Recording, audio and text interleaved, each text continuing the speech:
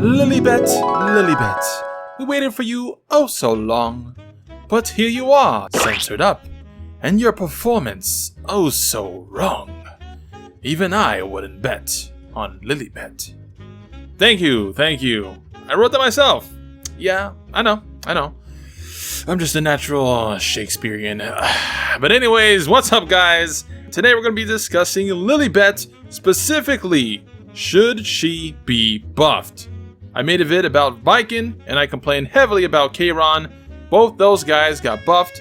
Granted, Baiken got the short end of the stick with a measly ignore resistance on 1 bleed for her S2, but perhaps something like that, a small tweak, is something Lilibet could use as well. I'll just get straight to the point. The reason she needs a buff is because she's too niche. Get it? Too niche. There's niche, and then there's too niche. Not one, but too niche. She's great at what that niche is, which is to kill Arbiter Vildred. Here's the problem. Multiple heroes can handle Arbiter Vildred. 4 stars, like Sid or BBK, potentially Karen as well. Then there's the 5 stars like Damage Baiken, Immunity Kayron, and MLCC. All these heroes handle Avil just fine on their own, yet the rest of their kits are way more impactful than the rest of Lilibet's kit. That's the big problem. What she offers outside of her S3 is crap. But the problems are multifaceted. Like Baiken, her stats aren't optimized for her purpose. A paltry 1100 attack for a literal single target nuker without much utility other than dealing damage is a crime. I don't know why they do this when picking these stat lines, but she definitely needs more attack. She has Luna stats, but here's the big frickin' difference. Luna has a passive that raises her attack and crit chance by 20 to 30% when above 50% HP. Her S3, 100% defense break, elemental advantage, high multiplier after Soul Burn. S1 has a chance to be the highest damage S1 in the game. She's also water, aka good against Wyvern for PvE, and often used everywhere in PvE and Abyss and Raid, and sometimes in PvP as a nuker as well. Jump back to Lilibet. High skill multiplier on her S3, but lacking everything else compared to Luna. Now, I'm not saying heroes should be the same, but if her main role relies on killing with S3, even though before her release in the dev notes talking about her specifically, they said passively and actively countering revive. Having to kill with S3 is actively. Where the hell is the passive part? There is none. The definition of passively is something happening without taking action, but her passive can only happen after the active is done. It's much harder to kill when her base attack is low. She gains no offensive stats from Awakening like crit chance or crit damage, she has no self buff from her skills, and yeah, that's why she needs a buff. I mean, Luluka, a hero people also felt down on being average, has 1300 attack and only has 2 attacks, one of which is AoE. Yufine's stats would have been perfect for Lilibet. 1200 attack, same speed, crit chance and damage awakening. Units should have stats tailored to them regardless of their zodiac sign. But if they won't buff her statistically, then we move on to the third problem. Skills. Skill 1. 35% chance to make the target unbuffable. 50% at max mola. Only a 1.0 skill multiplier. Huh? This skill sucks. Unbuffable on S1 is a double-edged sword, because now PvE content punishes debuffs hard. And PvP, the effect chance is too low and you have to invest too much into damage to worry about effectiveness, so it's good that it's low for some PvE content, but it's bad for PvP.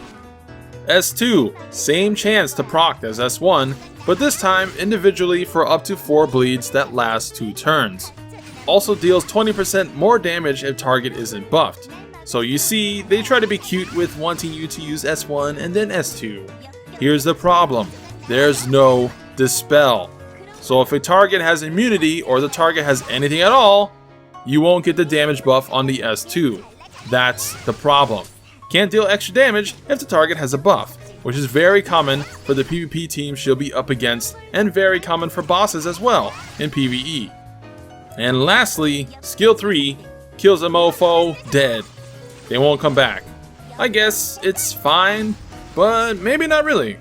An attack buff after a kill would have been nice, or something like dispels a buff from other enemies after killing someone, to make her an impactful nuker for PvE, as the anti-revive is nearly useless for 99% of PvE content, and she's straight up worse as a nuker than a handful of heroes. People who say, "Lol, my Lilibet nuke stuff. She's not mediocre, she's fine, she doesn't need to be buffed." dude, listen up. No! Put that gear on Luna. Put that gear on Sirmia. Put that gear on Soul. Put that gear on Hell, you fiend. Put that gear on Sid, a 4-star, or Cdom, another 4-star. Baiken, the list goes on and on. Just because you can make her hit hard doesn't make her good. Many heroes can hit hard. The difference is, they do way more than her nearly everywhere. She has a 2.4 multiplier on her S3 after Soul Burn, but those other heroes I mentioned have a 2.2 or 2.0 multiplier with or without Soul Burn, but either have better base attack, meaning roughly the same damage output, or provide more useful utility. So you might hit 5k more or 10k more, congrats! The rest of the fight, you're useless. Outside of anti-revive for PvP, there's zero reason to use her over any other hero I mentioned. So here's the part where we discuss buffs, Smilegate. It can be one of these, or any combination of these. Aside the stats, like I've already discussed, if that's a no-go, we go to skill buffs. Buff 1. Giver removes one buff from all enemies after dealing a killing blow on S3. This will open up the option for her S2 to deal increased damage as a follow-up, rid the team of any immunity sets, or for PvE, removes buffs on the ads or the boss after killing an ad with it. It's not too OP, it's just a little extra added on top so she contributes more to the team. Buff 2. Add Dispel for her S1 at 75 to 100% chance. Again, you won't be building effectiveness, so the chance needs to be high to compensate. This opens up for the follow-up S2 to deal increased damage. And lastly, buff 3, if an enemy is revived, Lilibet's S3 cooldown is reset. If her purpose is anti-revive, aka the zombie killer, then she needs to do her job more than once. This will make her an absolute counter to revive teams instead of just an alternative to use against them. So that is my opinion on Lilibet. She needs a buff, as she's not only an important figure in the episode 2 story, but also she was long awaited and here she is, and doesn't perform too well compared to other 5 stars, offering little to players outside of a niche anti-revive in higher challenger and up PvP or Guild War, which the main target is Arbiter Vildred, but many heroes can deal with him like I said before. So what's left? A rule team? ML Chloe? ML Katie's? Okay, sure, she'll do well there compared to other heroes, but are other teams struggling there if they don't have Arbiter Vildred? I mean, those teams have been around for a while, excluding May Chloe buff. Rule's been dominating Arena forever, but people have still beaten those teams, is my point. So I'm curious if Lilibet is making an impact on the higher ranks. That'll be cool to know if that's a thing going on. One thing's for sure, she's useless on defense. So she's purely an offense team unit, leaving her as solely a counter pick to revive teams and units. And even with just Arbiter Vildred, if the opponent has Carmen on the team, a lone Lilibet will have trouble killing him in one go from full health.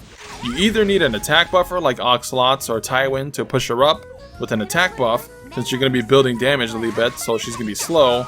Alternatively, you need to deal some damage to Arbiter beforehand, or apply defense break from Issaria or Clury to guarantee the kill. So, a lot of teams set up for dealing with one hero, when something like a Windrider Sid can Soul Burn kill Arbiter, even with Carmen on the team, then follow up with S1 to possibly kill Vildred. Baiken for sure can do it. MLCC can block Arbiter after I kill him with anything, and just need to cleanse the hit chance bullcrap to finish him off whenever.